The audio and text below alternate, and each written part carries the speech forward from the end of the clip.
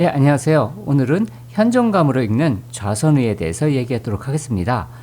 이 좌선이라는 책은 굉장히 짧은 글인데 우리나라 불교 스님들은 굉장히 많이 읽고 참고를 많이 하시는 그런 책인데 의외로 일반인들한테는 많이 알려지지 않았습니다. 그래서 오늘은 이 좌선의에 대해서 얘기하도록 하고요. 요거 후에 일주일 정도 후에는 제가 스트리밍으로 현관타자식이라고 해서 도가 계통에서 사용되는 그러한 정좌법에 대해서 얘기를 하는데요. 그것과 연계돼서 보시면 좋을 것 같습니다. 좌선의라고 되어 있으니까 이게 앉는 것과 앉아있는 방법, 좌에 대한 것과 선에 대한 것, 이 두 가지에 대한 얘기가 있는 것입니다. 그래서 앉는 방법 그리고 명상하는 방법, 이 두 가지에 대한 얘기다, 이렇게 생각하시면 좋을 것 같습니다. 오늘 교재에 나오는 내용들은요, 제가 이제 그 해거 스님이란 분께서 스님께서 법보시를 해주신 그 책이 있거든요. 그 교보문고 사이트에 가셔서 해거 스님의 좌선의를 보면 무료로 다운받아서 보실 수 있게 되어 있습니다. 그래서 이제 그것을 저번으로 해가지고 오늘 이 얘기를 하려고 하고 있고요. 그래서 다시 한번 감사드리고요. 해거 스님은 탄화 스님으로부터 이제 법을 전수받으셨고 굉장히 좋은 글을 많이 남겨주셔서 감사드리는 마음을 가지고 있습니다. 자, 그래서 이제 이 좌선의에 대해서 들어가기 전에 잠깐 현존감에 대해서 좀 복습을 하고 들어가려고 합니다. 현존감에 대해서는 그동안 제가 이 영상으로 만든 게 많이 있으니까 그것도 다시 한번 복습 삼아서 들어보시면 도움이 되실 거라고 생각합니다. 그래서 기본적으로 현존감이라고 제가 여기서 말씀드리는 것은요, 먼저 우선 눈을 반만 감아 보세요. 그래서 반만 감으면 그 눈꺼풀이 보일 거예요, 나한테. 그러면 그 눈꺼풀을 보고 있는 나는 어디에 있을까요? 그 눈꺼풀 뒤쪽에 있겠죠. 머리 어디든지 뭐 가슴 어디든지 어쨌든 최소한 눈꺼풀보다는 뒤에 있을 겁니다. 그래서 이걸 눈을 반을 감고 이 눈꺼풀이 내 눈에 보이니까 그럼 나는 어디 있지? 이걸 보는 나는 어디 있지? 하면 어떤 지점, 보통 머릿속 한가운데라든지 아니면 좀 더 깊이 목이나 가슴, 뭐 더 깊이 아랫배 이렇게 느끼시는 분들도 있고요. 다들 좀 다른데 그 포인트가, 그렇지만 여기 내가 있구나 라고 느껴지는 그 느낌 자체가 현존감이라고 하는 것입니다. 그래서 다른 말로는 현존의 중심자리, 이렇게도 말을 합니다.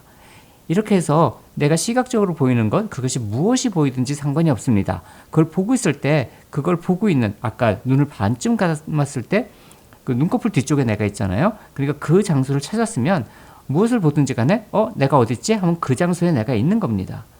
그 자리에 있는 겁니다. 그래서 시각적으로 보이는 것을 알아차리고, 그럼 나는 어디 있지? 그래서 현존으로 되돌리는 것, 이렇게 의식을 되돌리는 것을 회광반조라고 한다. 이렇게 기억을 하시면 될 것 같습니다.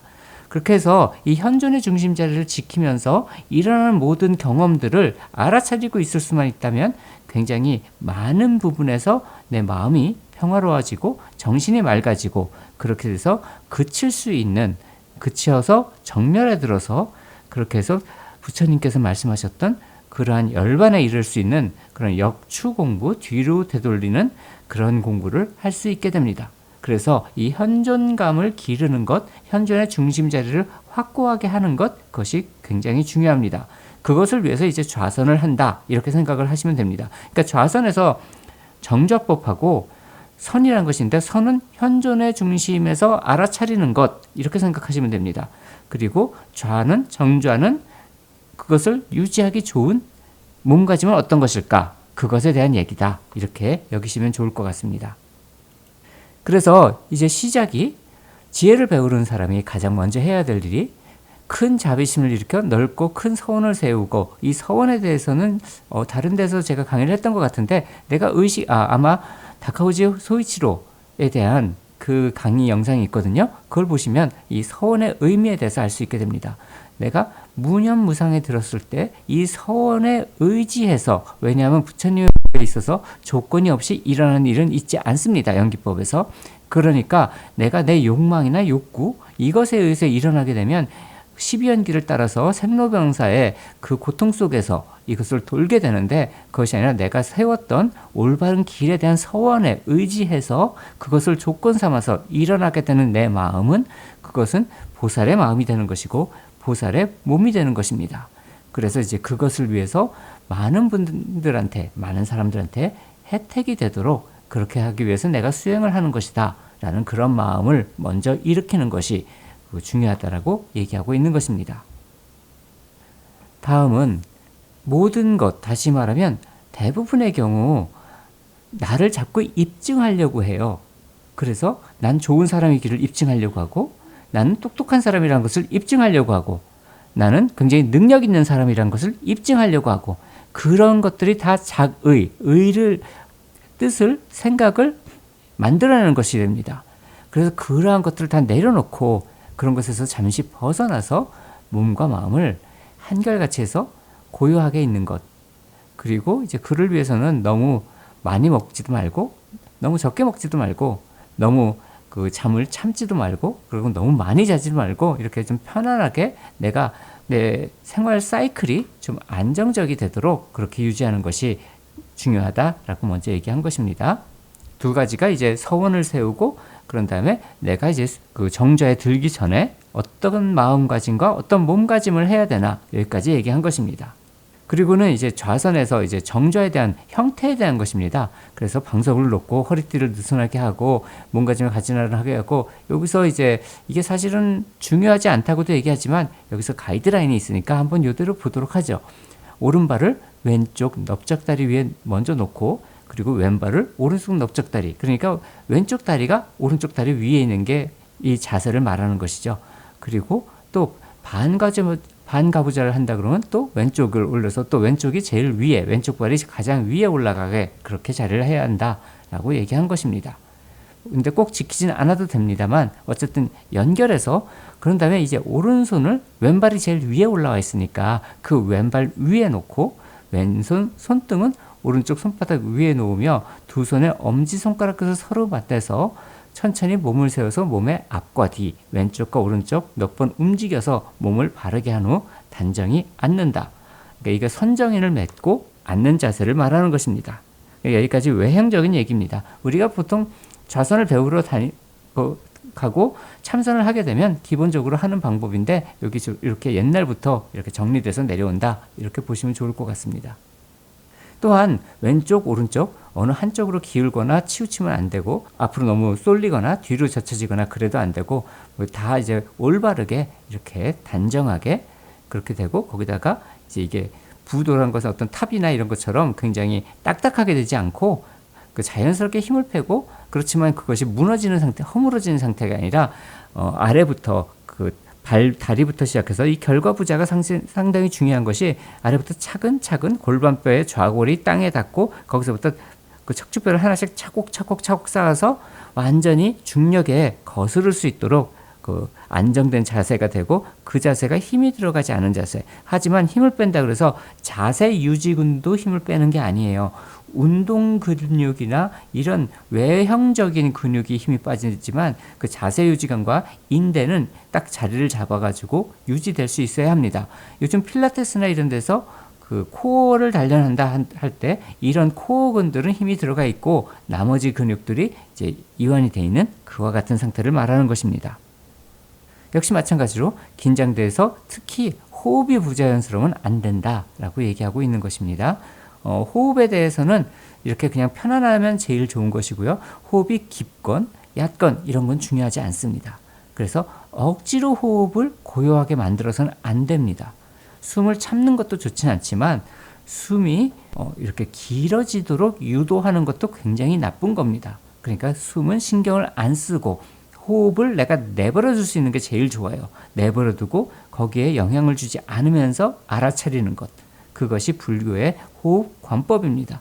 그래서 호흡관법에서 가장 어려운 것은 내가 그것을 알아차리고만 있는 거예요. 알아차리지 그것에 손을 대고 그것에 어떤 영향을 끼쳐서 내가 호흡이 기니까 길게 할까? 단전까지 안 내려가니까 깊게 들어가게 할까? 이런 거를 안 하는 게 제일 어려워요.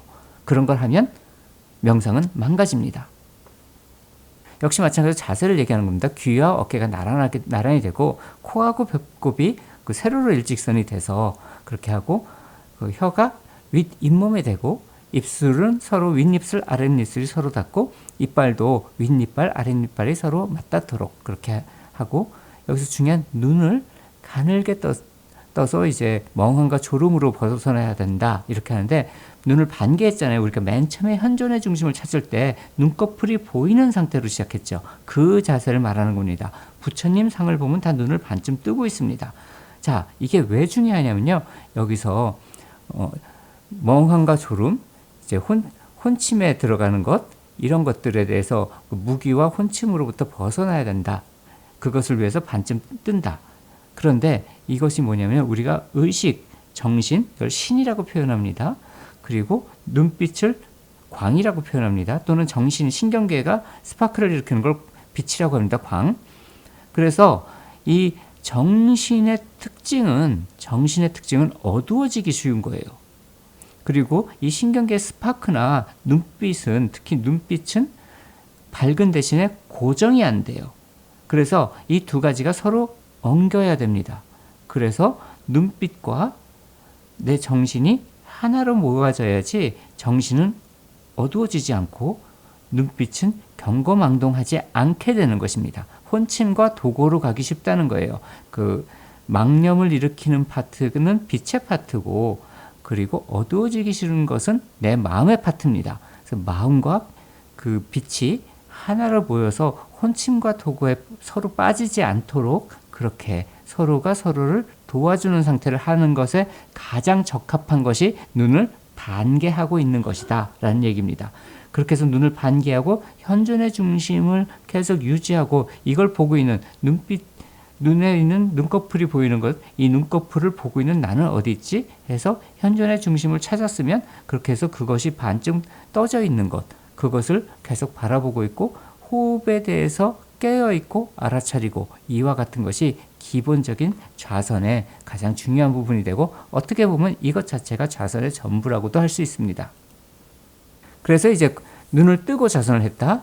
그리고 이제 흑산 귀신굴이다. 이게 아까 정신이란 것은 어두워지기 쉽다 그랬잖아요. 어두워지면 그 의식이 끊어지는 것도 있지만 망념이 거기서부터 일어나요. 그래서 꿈을 꾸는 것처럼 이렇게 이상한 현상들이 눈앞에 펼쳐지게 되거든요. 그래서 귀신들이 나타난다라고 또 표현을 하게 되는 겁니다.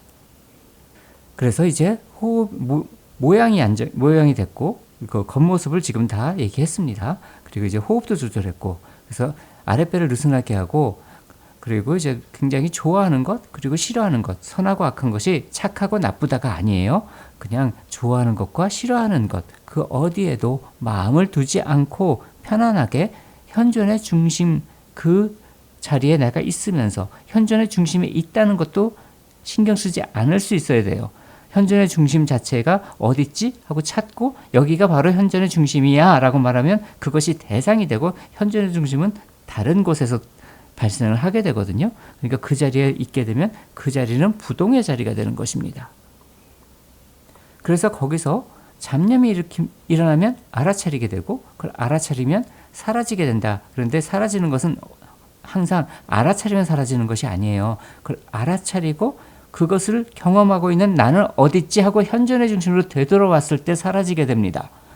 그러니까 예를 들면 내가 뭔가 이제 그 해결해야 될 문제가 떠올랐어요. 그러면 그 떠오른 것을, 그걸 없애는 게 아니라, 또는 그게 떠올랐다는 것을 알아차리기만 해서 되는 게 아니라, 떠올랐으면 이 떠오른 거를 지금 나는 어디서 이걸 떠올랐다고 생각하고 있지?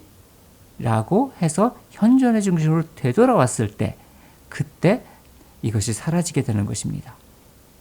그렇게 해서 이것을 계속해서 되돌려서 이제 고요함 속에 들어가 있는 거기조차도 있는다. 현존의 중심을 이렇게 찾아 들어가야 될 때는 현존의 중심을 놓쳤기 때문이거든요.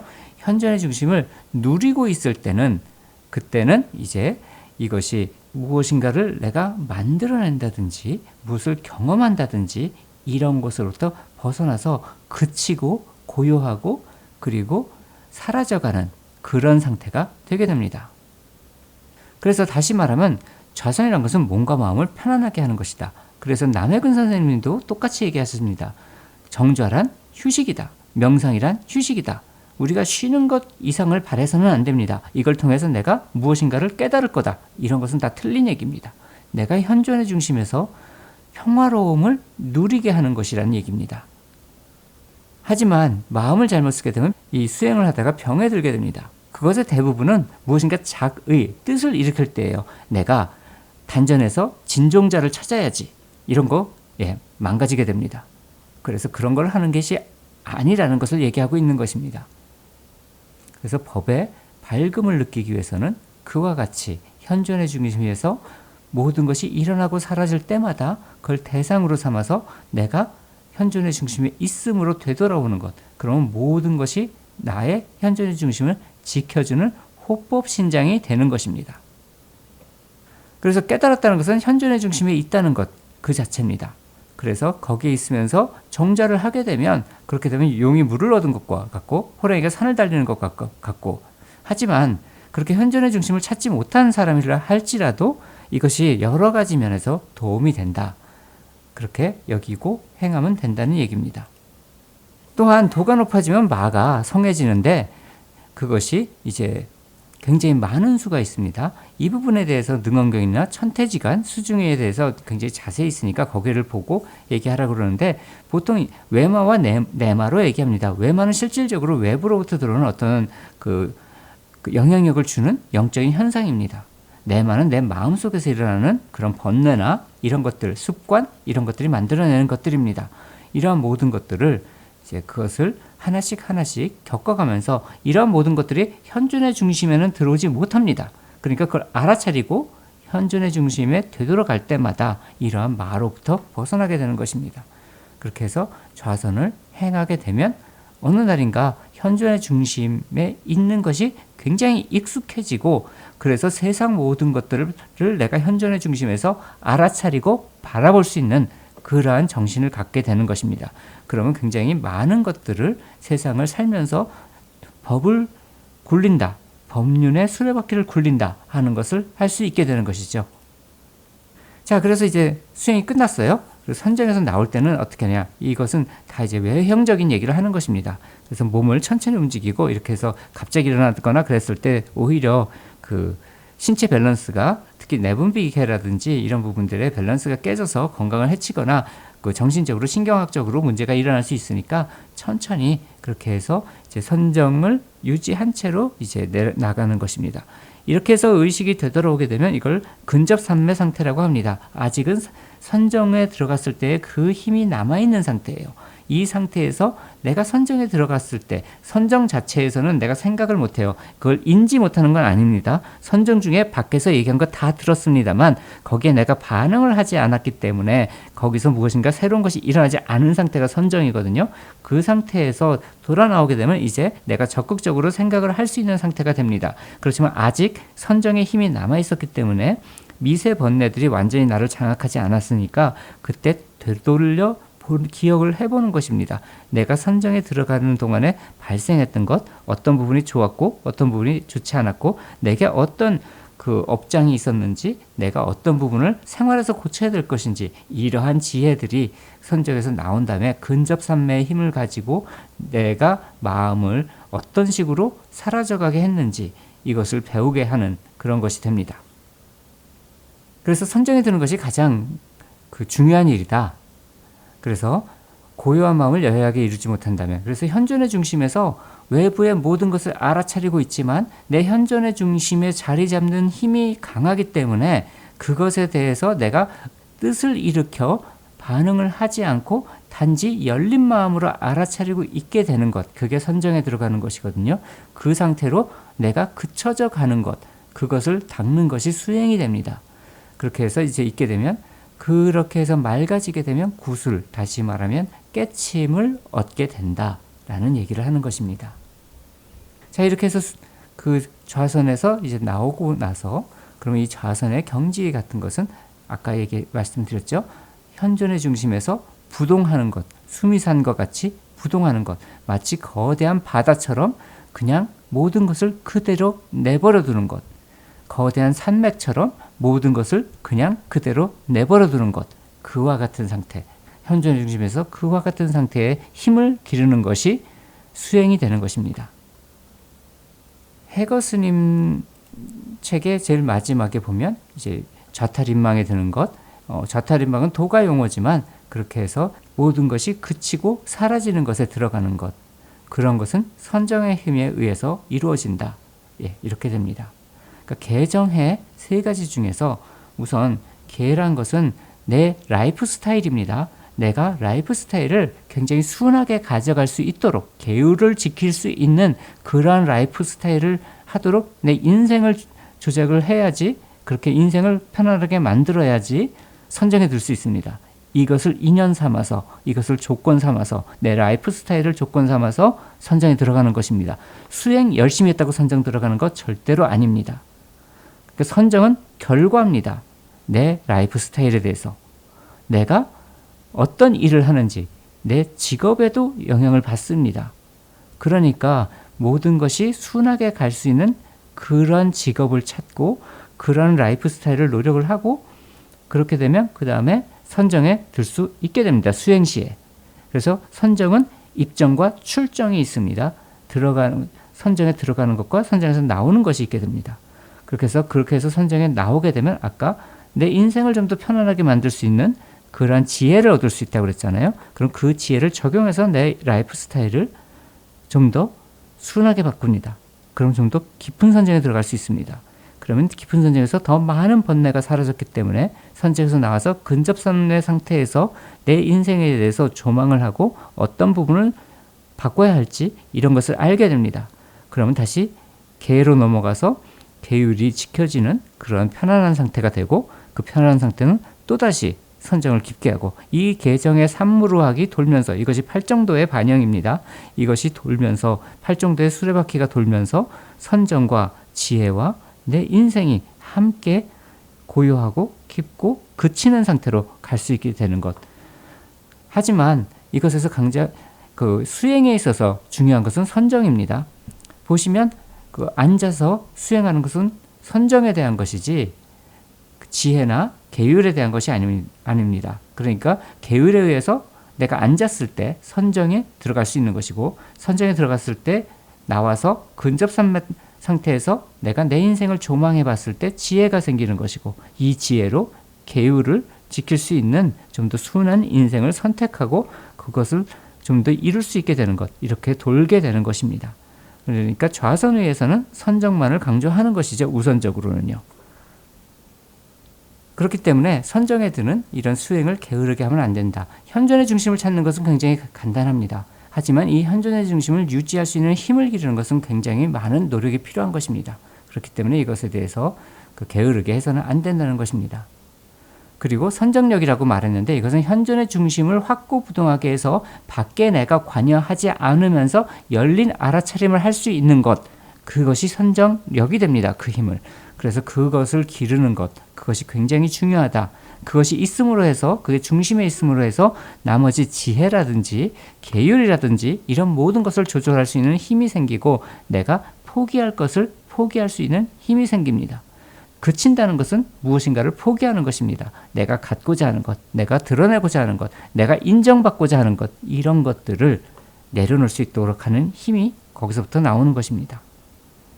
마지막으로 좌선에 포함된 건 아닌데 해거스님 책에는 가장 마지막에 이것이 나와 있습니다. 저는 그래서 요거를 선정에서 나오시기 전에, 출정하기 전에 이것을 외우면서 또는 이것을 읽으면서, 눈을 뜨고 있으니까 읽을 수 있거든요. 읽으면서 출정을 하면 굉장히 좋아진다고 생각을 합니다.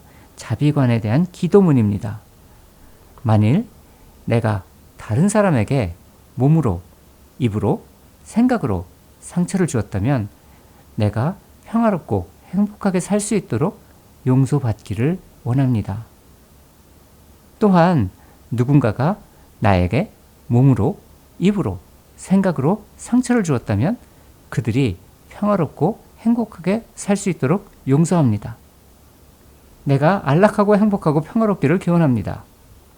내가 안락하고 행복하고 평화롭기를 기원하는 것처럼 모든 존재들이 안락하고 행복하고 평화롭기를 기원합니다. 내가 악의와 분노와 성냄으로부터 벗어나기를 원합니다. 내가 악의와 분노와 성냄으로부터 벗어나기를 기원하는 것처럼 모든 존재들이 악의와 분노와 성냄으로부터 벗어나기를 기원합니다. 내가 모든 고통과 괴로움에서 벗어나기를 기원합니다.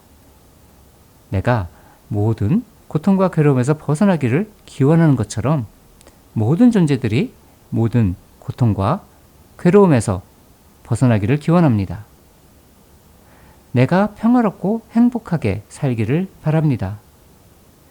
내가 행복하고 평화롭고 행복하게 살기를 기원하는 것처럼 모든 존재들이 평화롭고 행복하게 살기를 기원합니다. 내가 닦는 보시, 지계, 수행의 공덕을 모든 존재들에게 되돌립니다. 모든 존재들과 내가 보시, 지계, 수행의 공덕을 나누어서 모두 함께 행복하고 평화롭기를 기원합니다. 좌선에 들기 전과 후에, 선정에 들기 전과 후에 이것을 읽는다면 굉장히 많은 부분에서 내 삶이 평화로워지고 불보살, 호법신장들의 가호를 받아서 어려움에서 벗어날 수 있을 것입니다. 그래서 오늘은 좌선이와 그리고 자비관에 대해서 얘기를 했습니다. 현존감과 함께 현존감이라는 것이 굉장히 중요하고 현존감은 내적인 요소였다 그러면 좌선은 외적인 요소고 그리고 기도문 자체, 자비관 기도문 자체는 내 마음을 순하게 만들기 때문에 항상 외우시면 좋습니다. 특히 호흡포노포노와 같이 그런 정화에 관련된 것을 한다면 이 기도문으로 굉장히 많은 정화를 할 수 있게 됩니다. 그러면 오늘은 여기까지 이야기를 마치도록 하겠습니다. 다음 주경에 현존감으로 읽는 현관 타자 비결 스트리밍을 할 테니까 이걸 먼저 들으시면 그 내용이 굉장히 좀 더 이해가 쉬울 것입니다. 여기까지 들어주시느라고 감사합니다. 다음에 다시 뵙겠습니다.